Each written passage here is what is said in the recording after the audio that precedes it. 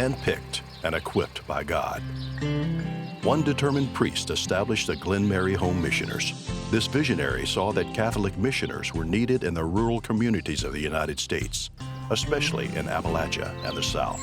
So he founded his society for the salvation of souls.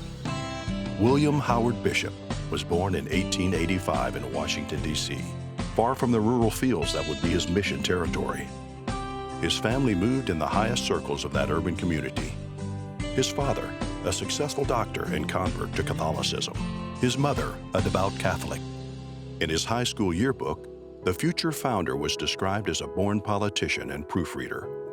He was editor of the school paper, cultivating the communication skills that he would later use in his mission.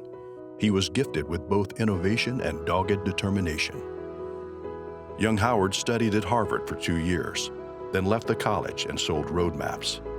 He entered St. Mary's Seminary in Baltimore in 1909 and was ordained on March 27, 1915. In 1917, he was sent to the rural St. Louis Parish in Clarksville, Maryland. It was there that Father Bishop saw the challenges of rural America. Catholic communities were few, and nearly all areas were impoverished. He realized that just like mission fields overseas, rural communities in this country needed Catholic missioners. He maintained that Christ's command to teach all nations does not exclude our own. Father Bishop predicted that if America is to be won for the church, these rural Americans must be evangelized, and what he called an apostolic offensive was born.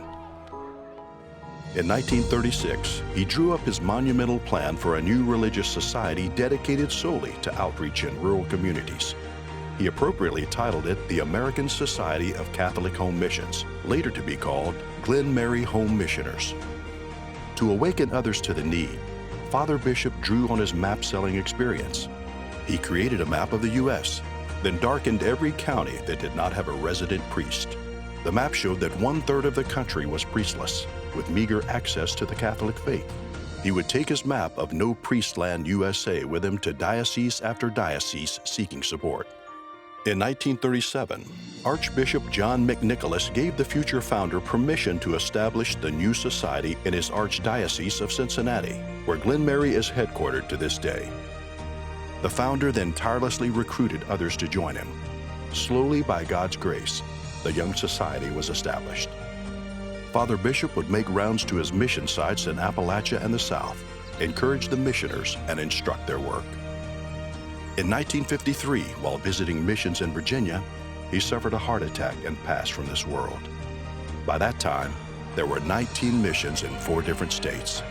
Glenmary Home Missioners was firmly established and ready to minister to rural communities for generations.